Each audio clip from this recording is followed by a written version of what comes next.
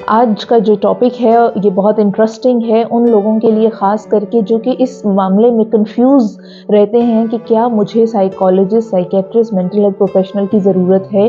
या नहीं है। तो ये वो 5 साइंस एंड सिम्टम्स जो मोस्ट इम्पॉर्टेंट हैं किसी को भी अपने आप को असेस करने के लिए कि क्या मैं इस वक्त mental health professional, psychologist, psychiatrist से मदद लूँ तो क्या मेरी ज़िंदगी में बेहतरी आ सकती है या नहीं।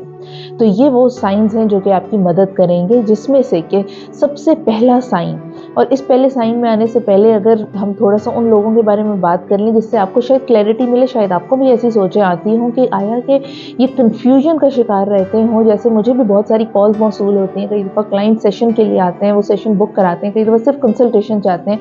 सिर्फ वो कई दफ़ा ये जानना चाह रहे होते हैं, वो सिर्फ अपनी एक असेसमेंट चाह रहे होते हैं एक मेंटल हेल्थ प्रोफेशनल से कि वो उनको ये गाइड कर दें कि क्या ये जिन मसाइल का शिकार मैं हूँ वो मसाइल क्या साइकोलॉजिकल या साइकेट्री डोमेन के अंदर आते हैं और क्या इनका बेहतर इलाज इस सेटिंग में किया जा सकता है या नहीं। तो ये वो 5 अलामात हैं और अब इसको हम डिस्कस करना शुरू करते हैं, जिसमें से सबसे पहली अलामत जो है वो आप आइडेंटिफाई कर सकते हैं कि क्या आप अपने आप को कई दफ़ा बेचैनी, परेशानी, घबराहट और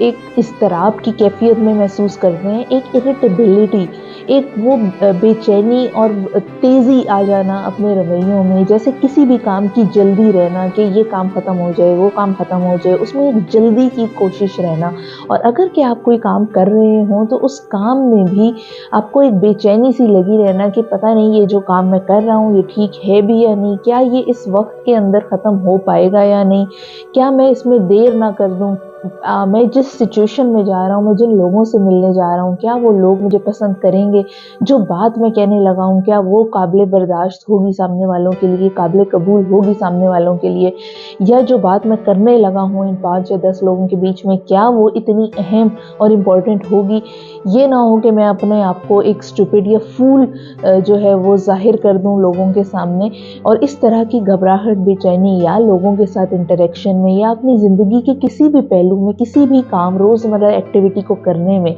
अगर ऐसी बेचैनी या नाखुशगवारी आप महसूस कर रहे हैं अपनी मोस्ट ऑफ द सिचुएशंस में, और वो आपकी ज़िंदगी के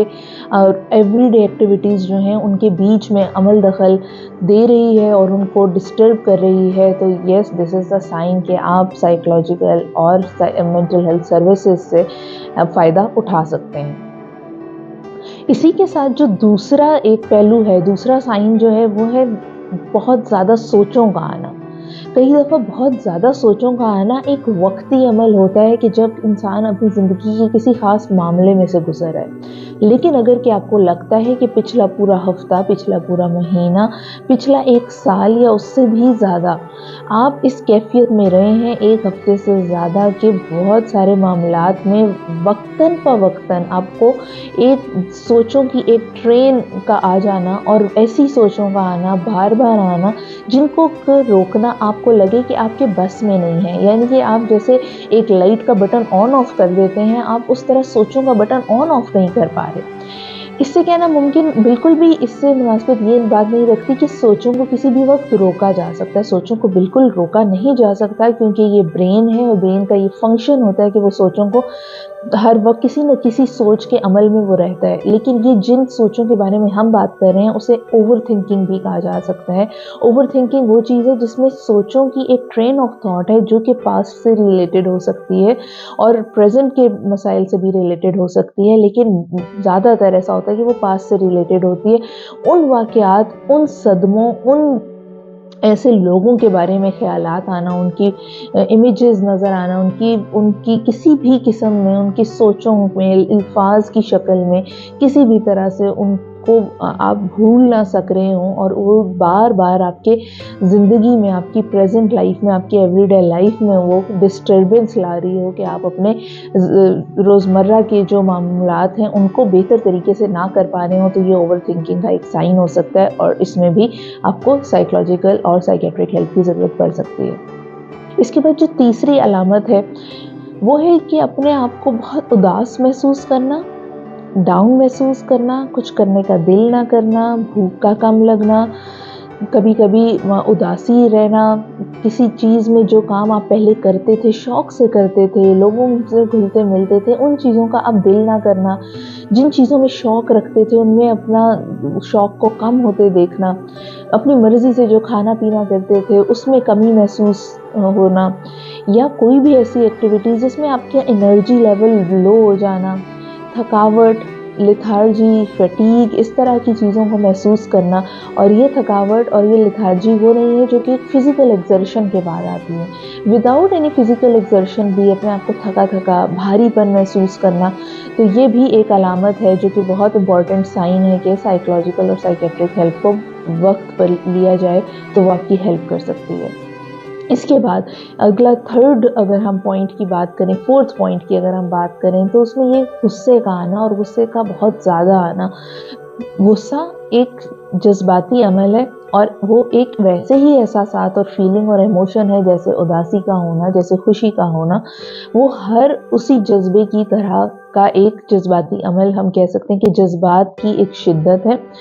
लेकिन गुस्से की वो शिद्दत की जो आपको वक्तन फ़वक्तन एक दिन में कई दफ़ा आता हो, एक हफ्ते में कई दफ़ा आता हो, और वो गुस्सा आपके लिए ये पैरामीटर सेट कर सकता है कि उससे अगर कि आपके रिलेशनशिप्स ख़राब हो रहे हैं, आपकी वर्क लाइफ ख़राब हो रही है, आपके घर का माहौल, आपके आपस में जो भी इंटरेक्शंस हैं और लोगों से, दोस्तों से, अपने दोस्त अहबाब से, अपने घर वालों से, बाहर वालों से, अपनी वर्क प्लेस पे, अगर स्कूल एकेडमिक्स में है तो उसमें, पार्टनर्स की आपस में नाचाकी, और ये गुस्से का अमल बार बार हर एक सिचुएशन में आ जाना, तो ये चीज़ बताती है कि गुस्से के जो इश्यूज़ हैं वो सिर्फ गुस्सा तो एक सरफेस लेवल का इशू हाईलाइट कर रहा होता है। अंडरलाइंग उससे बहुत सारे ऐसे जज्बात, एहसासात और ऐसी सोचें पीछे काम कर रही होती हैं जो कि निकल के और सामने अपना इजहार गुस्से की शक्ल में कर रही होती हैं। तो उनको जानना, उनको समझना और अपनी ज़िंदगी को एक बेहतर डायरेक्शन में लेकर जाना, क्योंकि जो भी लोग गुस्से का शिकार होते हैं उनको हमेशा 90% ऑफ द टाइम रिसर्च ये कहती है कि वो अपने अंदर गिल्ट, परेशानी, ब्लेम, उस सारे का शिकार होते हैं, और वो अपने आप को और लेट डाउन करते हैं। जब वो गुस्से का एपिसोड ख़त्म होता है तो वो उसके बाद उस पर पछता भी रहे होते हैं, उसको बेहतर भी करना चाह रहे होते हैं, लेकिन वो डैमेज जो हो चुका होता है वो उसको रिवर्ट बैक नहीं कर रहे होते। तो अगर आप भी उस डैमेज से बचना चाहते हैं तो आप किसी भी मेंटल हेल्थ प्रोफेशनल से आप डील कर सकते हैं, आप उनसे मिल सकते हैं और उनसे अपॉइंटमेंट में ये चीज़ें डिस्कस करके अपनी ज़िंदगी को एक बेहतर डायरेक्शन में ला सकते हैं। इसके बाद अगर हम आखिरी पहलू की बात करें और आखिरी इंडिकेटर की बात करें तो वो स्लीप से रिलेटेड, आपके स्लीप साइकिल से रिलेटेड है। नींद का आना, नींद का या तो बहुत ज़्यादा आना या नींद का बहुत कम आना, ये दोनों ऐसे साइंस एंड सिम्टम्स हैं जो कि इंडिकेट करते हैं कि yes there is some disturbance. यहाँ पर बिल्कुल ज़रूरत है कि इस वक्त मेंटल हेल्थ प्रोफेशनल से फौरी तौर पर अपॉइंटमेंट ली जाए, क्योंकि नींद का आना भी एक साइन या सिम्टम हो सकता है किसी उस बड़ी कंडीशन का,